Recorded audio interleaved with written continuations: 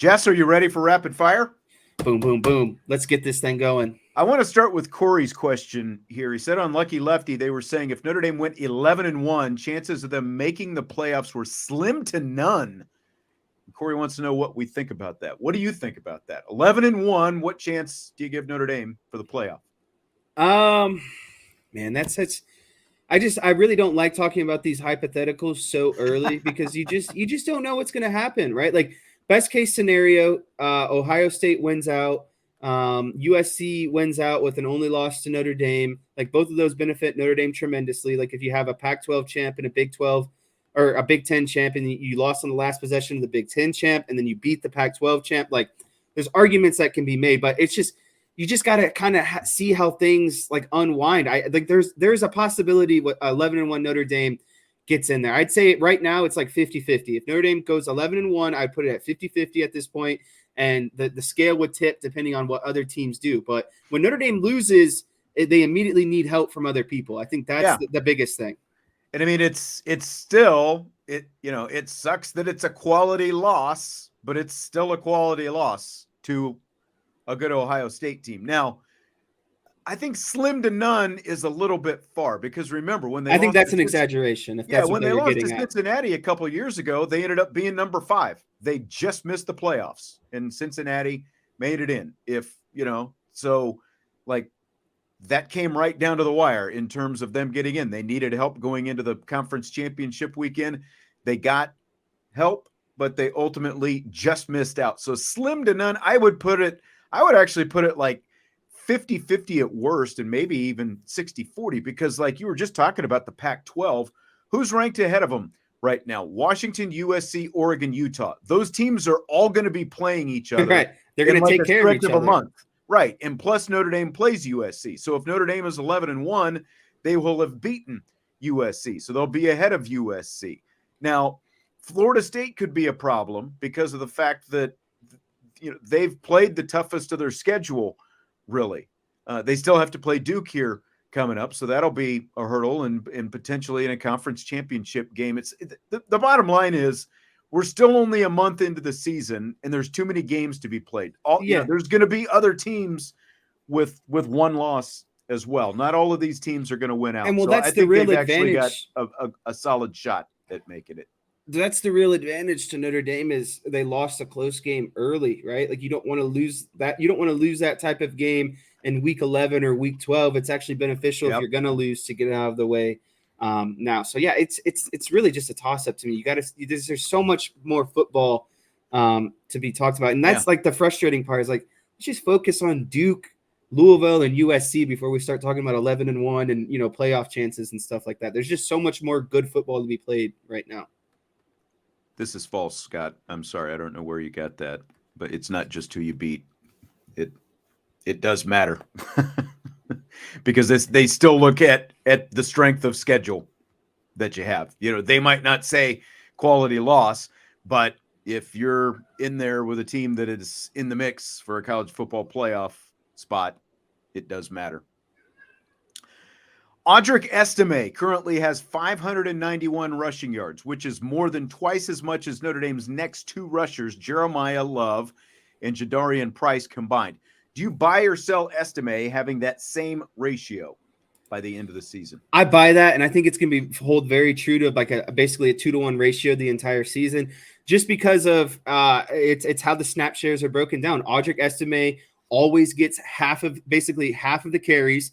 And then Price, Ford, Payne, Love kind of get the remaining half, right? Like it's like Audric Estime is always going to get his half, and then how the rest of them are split up between the other half.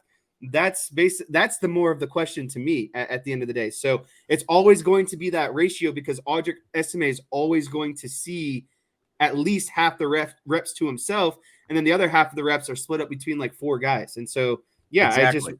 I just see that's the trend that's going to be, throughout the season. And I mean, if you look at the split right now, Estime has 77 carries this year. Love has 26, Price has 19, and Payne has 25, and then Ford only has 4 carries. But you look at those reps right there, and it's literally the 4 other guys are equaling up to what Estime has done. And that's by design. Yeah, and I don't think that it's going to change either. He's going to remain the workhorse. He will be the workhorse. I think he's going to push for. I think I undersold him at the start of the season. I think he's going to be well over 1,200 yards, and he's going to be pushing upwards of that by the time it's all said I think and he's done. going to be close to 1,500. Yeah, I agree. And again, it just makes it more baffling why we didn't see more of him at the end of the game the other night. Is Hartman for Heisman talk officially over now? I throw this in the same boat as the 11-1 conversation. There's a lot of football to be played left. I think that Sam Hartman's stock probably peaked before the Ohio State game, and it's probably come down a little bit, right? Like if at the beginning of the start of the Ohio State game, if his stock was at like $1, I put his stock post Ohio State at like 85 cents, maybe 90 cents comparatively. But like we said with the whole 11-1 discussion, there's just so much more good football and good opportunities for Sam Hartman going forward that I don't think it's officially over. I just think it's a little on, maybe pause or a little bit on standby here for a little bit just to see. I think the USC game will be kind of where it's either, is it over or are we still continuing to talk to him about him as a Heisman hopeful? Last week was a chance to really launch himself into that conversation, but it just didn't happen. It wasn't that he had an awful game, but he also didn't have a great game. Right. But the things that work in his favor, just numbers-wise right now, 14 touchdowns, no interceptions. He's completing 70% of his passes. And I think it's also important to remember Caleb Williams lost twice last year and still ended up winning the Heisman. So it's not like you have to be undefeated, but Williams was just so good and became, I think, the obvious guy that he was able to overcome the fact that he had a couple of losses and was still able to win the Heisman Trophy. The big thing for Hartman, he plays for Notre Dame. He's going to, look at the stretch that he's in right now. He's going to play in primetime 4 consecutive weeks. So he just kind of, I think Stime said it. It's on pause maybe right now. He is not out of it by any means. Maybe pause is the best way to look at it. Didn't vault himself into the conversation last week, but he still has plenty of opportunities to do that, just like he said, especially with USC coming up here in a couple of weeks, and the fact that he's going to be on in prime time with a chance to get a lot of eyeballs on him over this stretch. So College Game Day, as we mentioned, is going to be on location at Duke this weekend. Do you buy or sell having it for a second straight week having an impact on the Irish? I think it has a positive impact on the Irish at the end of the day, and I'll tell you why. I think when you are the host of the College Game Day, it is far different. It is vastly different from the away team or the opponent, because when you're the home team, your head coach is doing interviews, your players are doing interviews. Like it's just it takes more out of the home team than it does the away team. The away team can focus on showing up, playing football, and that's really it. There's just so many more side things that the home team has to worry about. And so, granted, game day is now, Notre Dame is involved in 2 straight game days. It is way less significant being at Duke compared to at home against Ohio State. There's just way more focus as the away team. I agree. I think that as the home team, there's more distraction for you because, like you said, now you've got the McAfee show on Friday. You've got game day actually on Saturday. So you've got a double dose of all this stuff going on. You've got more commitments if you're the home team.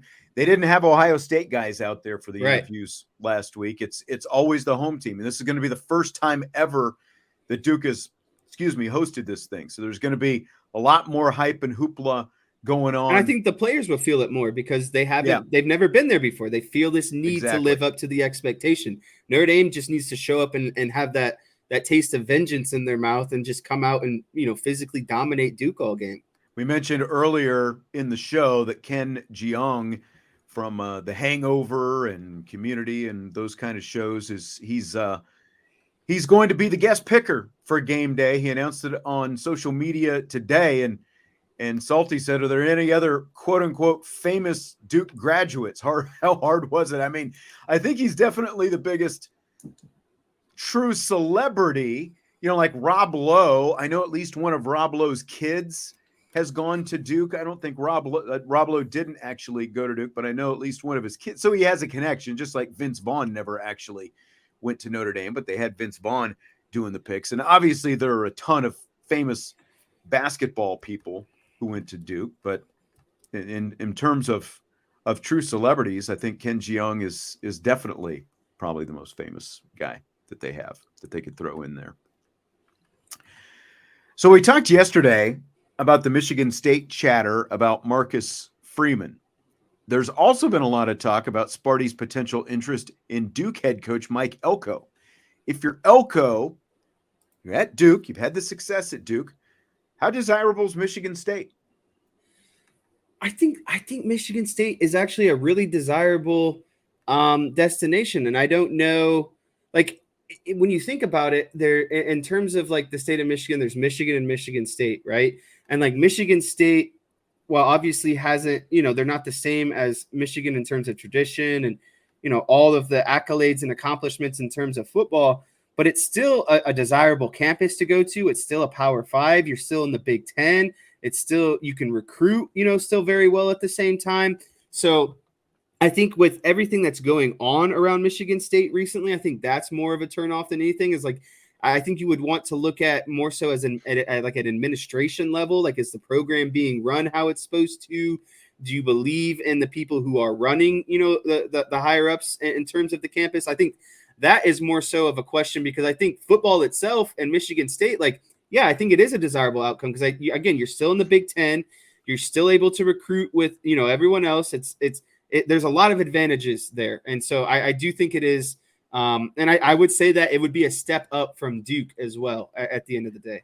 I do too. I think you're going to turn it into a big pay raise. Look, you're in the ACC and you're at Duke. You're at a basketball school trying to win football games, and it's a lot different when you're trying to do that. There's a reason Duke has only periodically been good, and kudos to Mike Elko for what he has done, but the Duke job from a football standpoint is just the kind of job where you're trying to flip yourself and put yourself into a position where you can end up the head coach at a bigger, higher profile football school in the Power 5. And I think Michigan State is a step up. I think, like you said, the only thing that maybe gives you any pause is just the fact that there has been so much dysfunction that's gone on at Michigan State over the last few years. Now, this current thing with Mel Tucker, I don't think that you can pin on the administration, but you obviously can pin on Tucker, and they moved him out and got him out of there as quickly as possible. But I do think it would be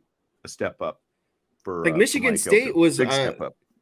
was on the same playing field as Penn State there for a while, yeah. And then they were beating Michigan, right?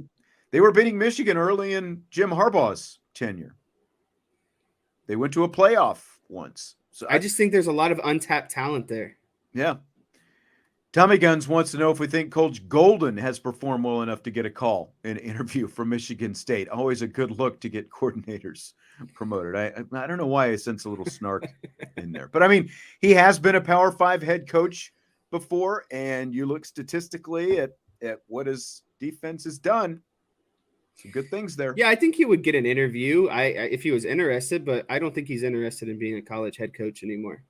I think those days are past him. That's just my opinion. Yeah, I guess we'll find out.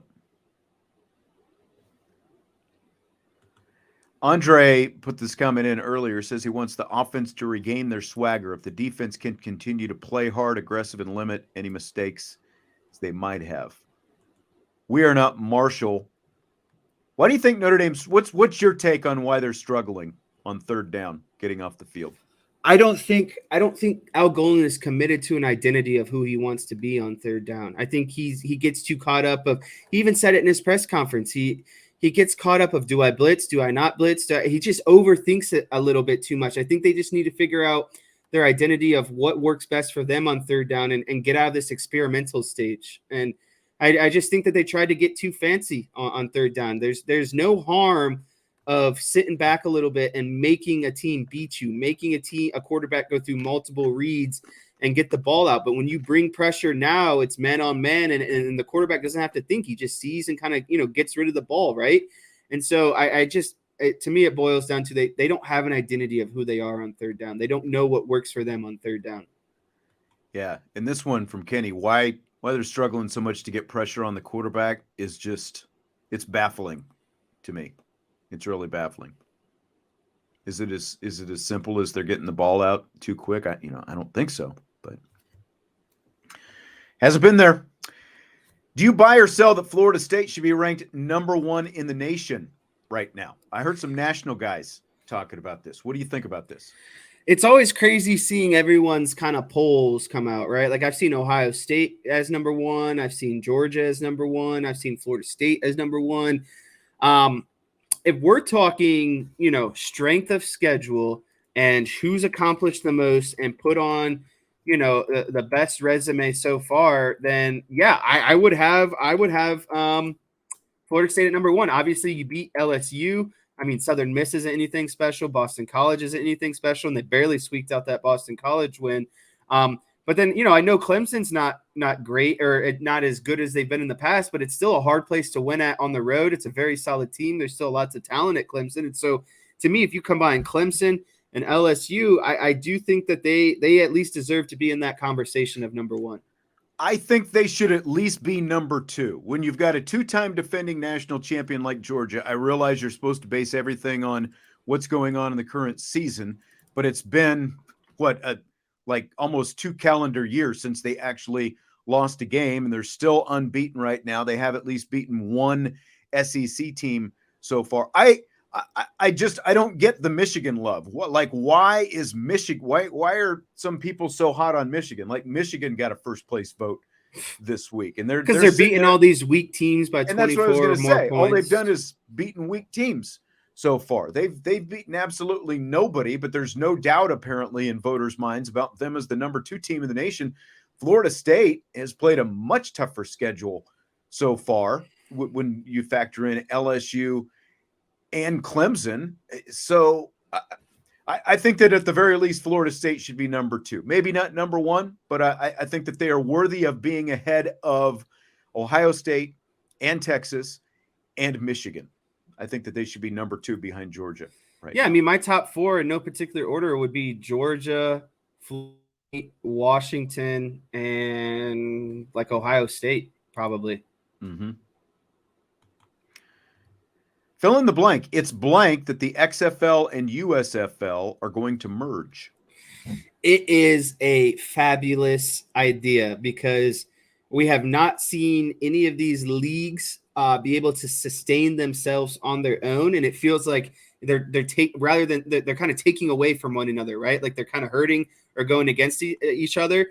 And if both of these leagues markets are struggling, why not just combine the two to come together and kind of join forces essentially at the end of the day and put out an even better product and an even more profitable product at the end of the day. I just think it's a great idea, and maybe people are trying to think with their heads a little bit, because it's like, again, why these are such niche leagues? Why would you try to create 2 of them rather than just one big one together? Exactly.